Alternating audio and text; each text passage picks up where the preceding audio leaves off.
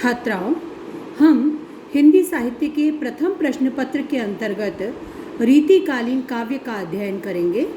तो हम पहले रीतिकाल पर चर्चा करते हैं। विद्यार्थियों, साहित्य न केवल मनोवेगों की सृष्टि है, अपितु परिवेश की स्थिति और बदलती हुई रूपरेखाओं का यथार्थ अंकन भी है। इसलिए हमारे जीवन, उसकी अनुभूतियों और परिवेश से प्रेरित और पुष्ट होकर साहित्य सामने आता है। इसी कारण आचार्य शुक्ल जैसे मनीषियों ने साहित्य को मानव की चित्तवृत्तियों का स्वरूप कहा है। चित्तवृत्ति इतना व्यापक शब्द है कि उसमें आसपास का परिवेश भी समाहित हो जाता है। एक वाक्य में कह सकते हैं कि साहित्य समाज और व्यक्ति चेतना का प्रतिरूप है। इसीलिए जैसे जैसे समाज में बदलाव आता है, परिवर्तन आता है, साहित्य में भी हमें परिवर्तन दिखाई देते हैं। इसी आधार पर हम हिंदी साहित्य के इतिहास की यदि चर्चा करें तो आचार्य रामचंद्र शुक्ल ने हिंदी साहित्य के इतिहास का काल विभाजन करते हुए यह कहा कि प्रत्येक काल में एक निर्दिष्ट सामान्य लक्षण बताया जा सकता है। किसी एक ढंग की रचना की प्रचुरता मिलती है, दूसरी रचनाएं मिलती हैं, दूसरे भाव भी मिलते हैं, लेकिन अल्प मात्रा में। प्रचुरता किसी एक प्रवृत्ति विशेष की मिलती है, एक प्रकार की, एक ढंग की रचनाओं की मिलती है, और उन्हीं के आधार पर विभिन्न कालों का जो निर्धारण है वो इतिहास के अंतर्गत किया जाता है, किया जा सकता है। तो इसी आधार पर हिंदी साहित्य के इतिहास का काल विभाजन करते हुए आचार्य रामचंद्र शुक्ल ने हिंदी साहित्य के लगभग 1000 वर्ष के इतिहास को 4 कालों में विभक्त किया है। इसमें सबसे पहला है आदिकाल, जिसे वीरगाथा काल भी नाम दिया गया। इसका समय है संवत 1050 से 1375, 1050 से 1375। दूसरा है पूर्व मध्यकाल, जिसे भक्ति काल नाम दिया गया। ये है, इसका काल है संवत 1375 से 1700। फिर तीसरा आता है उत्तर मध्यकाल, जिसे रीतिकाल नाम दिया गया। इसका समय है, काल है इसका संवत 1700 से 1900। और फिर आधुनिक काल, जिसे गद्य काल भी कहा जाता है, जो संवत 1900 से प्रारंभ होकर वर्तमान तक जिसका समय माना जाता है। तो शुक्ल जी के परवर्ती साहित्य इतिहासकारों ने भी इस काल विभाजन को स्वीकार किया है, और काल के नामकरण को लेकर के मतभेद हमें इनमें अवश्य मिलते हैं। नामकरण के संबंध में भी हम चर्चा करेंगे। तो इतिहास में जो उत्तर मध्यकाल है हिंदी साहित्य के इतिहास में, उस उत्तर मध्यकाल के नाम से जिस काल को हम कहते हैं उत्तर मध्यकाल, उसे रीतिकाल का नाम दिया गया।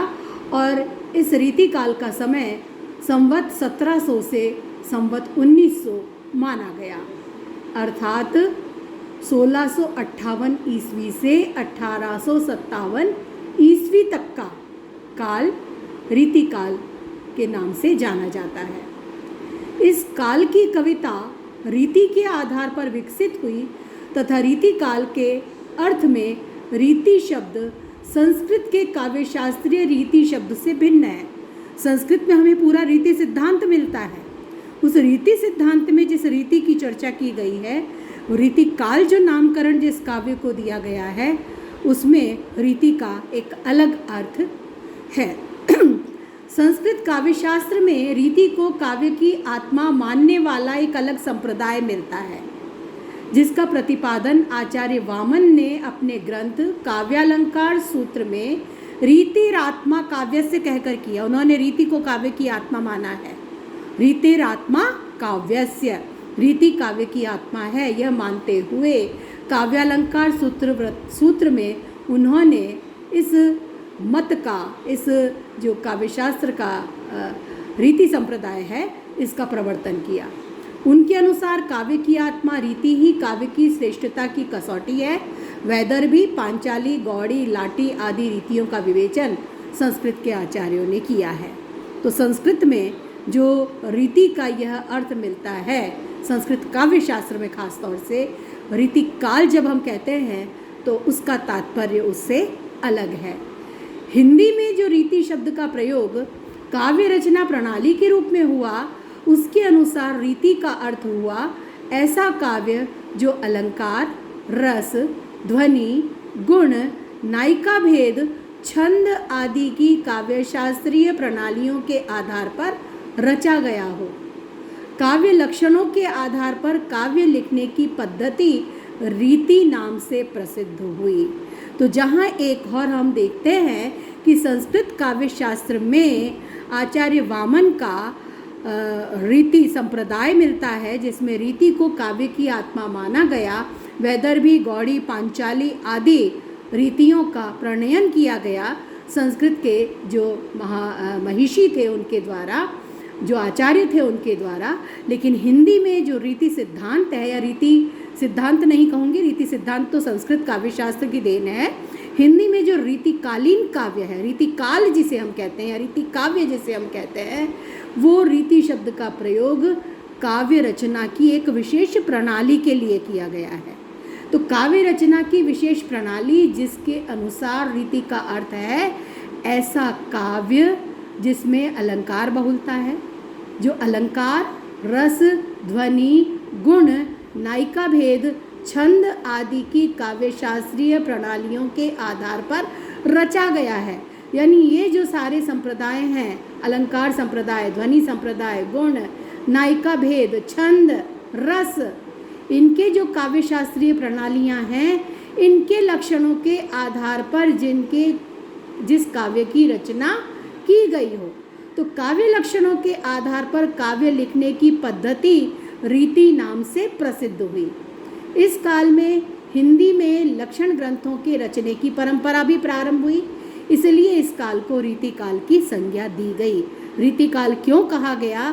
जो रीति है, शैली है या लक्षण हैं काव्य शास्त्रीय, उनके आधार पर उनको ध्यान में रख करके काव्य रचना की गई और इसके साथ ही लक्षण ग्रंथों की भी रचना की गई। तो काव्य शास्त्रीय उपादान है, उनके लक्षणों के आधार पर काव्य रचना, और इसके साथ ही लक्षण ग्रंथों की भी रचना करना, ये जो प्रवृत्ति इस काल में बहुलता से मिलती है, उसके कारण इसे रीति काल कहा गया। भक्तिकालीन साहित्य हम पढ़ चुके हैं। प्रथम वर्ष में आपने भक्तिकालीन साहित्य का अध्ययन किया है। तो भक्तिकालीन साहित्य में जो काव्य के भावगत उच्चता, भाव सौंदर्य की उच्चता की ओर, बल्कि कहें भाव और कला दोनों दृष्टि से जिन उच्च शिखरों की ओर कविता बढ़ी है, जिस उच्चतम शिखर पर कविता पहुंची है, जिसके कारण भक्ति काल को हिंदी साहित्य का स्वर्ण युग कहा गया, उसके स्थान पर रीतिकालीन जो कविता है वो बिल्कुल भिन्न प्रकार की है। यहाँ पर लक्षण ग्रंथों की रचना की गई और रीति काल में हमें सामान्यतः दो प्रकार की रचनाएं मिलती हैं। पहली मिलती है काव्य शास्त्रीय सिद्धांतों को छंदोबद्ध करने वाली रचनाएं, जिनमें हिंदी के कवियों को बहुत अधिक सफलता नहीं मिली।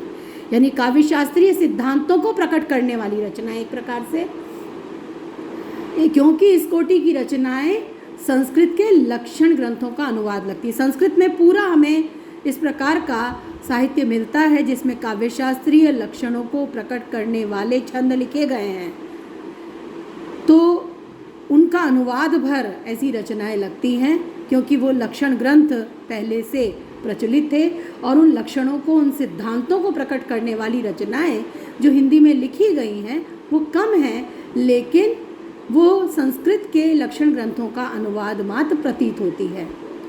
दूसरी वे रचनाएं जो काव्य लक्षणों को प्रतिपादित करने की दृष्टि से नहीं लिखी गई, बल्कि इन रचनाओं में भाषा, भाव, शैली सभी का निखरा हुआ रूप है तथा हिंदी के रीतिकाल की वही कविता उसका प्राण तत्व है, जहाँ हमें भाव, भाषा, शैली सभी का निखरा हुआ रूप मिलता है।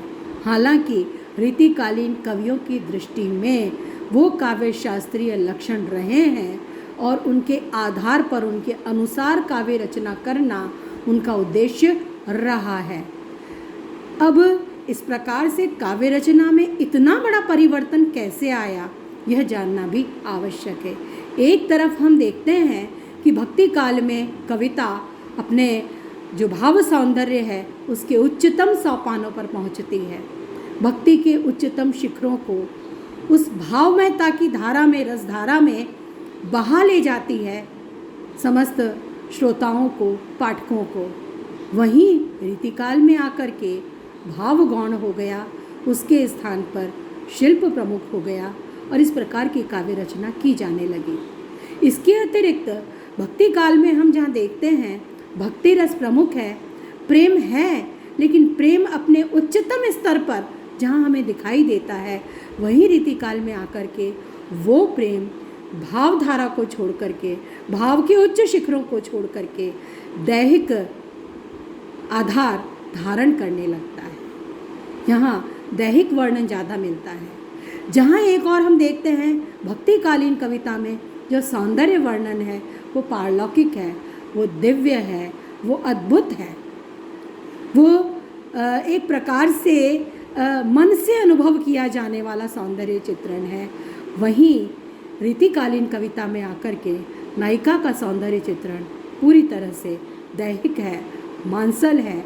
उसके एक एक अंग सौष्ठव के लिए न जाने कितने उपमान कवि जुटाते हैं और वो उपमान भी केवल सादृश्य मूलक दिखाई देते हैं, उसमें कहीं भी भावपूर्णता या भाव गरिमा देखने को नहीं मिलती है। दैहिक समानता रखने वाले उपमानों को जुटाकर दैहिक सौंदर्य का वर्णन करते हुए ये कवि दिखाई देते हैं। जहाँ एक और हम देखते हैं कि भक्ति काल में राधा और कृष्ण की भक्ति उच्च सोपानों पर चढ़ती है। राधा और कृष्ण का प्रेम, प्रेम के उदात्त स्वरूप को, उदात्त झांकी हमें दिखाता है। वहीं दूसरी तरफ रीतिकाल में आकर के जो सुकवि रीजी है तो है कविताई, नहीं तो राधिका कन्हाई, सुमिरन को बहानो है। यह भाव, यह धारणा प्रमुख बन जाती है। कवियों का उद्देश्य राधा और कृष्ण का नाम लेकर भक्ति प्रकट करना नहीं है, राधा और कृष्ण का नाम स्मरण नहीं है। यदि सुकवि रीझ जाएं, कवि प्रसन्न हो जाएं, राजा प्रसन्न हो जाए, इनाम इकराम मिल जाए, प्रसिद्धि मिल जाए तो कविता है, नहीं तो ठीक है राधा और कृष्ण का नाम स्मरण का बहाना हो जाएगा। तो इतना एक अलग स्वरूप हमें भक्ति काल से बिल्कुल भिन्न स्वरूप हमें कविता का यहाँ पर दिखाई देता है।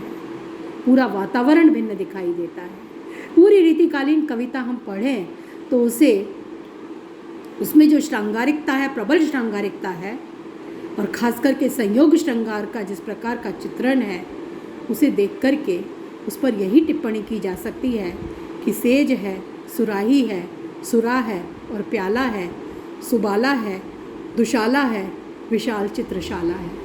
तो यह स्थिति थी रीतिकालीन उस काव्य की, उस वातावरण की। तो अगले वीडियोस में हम उस परिस्थिति को, उस परिवेश को, उस पृष्ठभूमि को समझने का प्रयास करेंगे जिसके कारण कविता में इतना बड़ा बदलाव दृष्टिगोचर हो रहा है।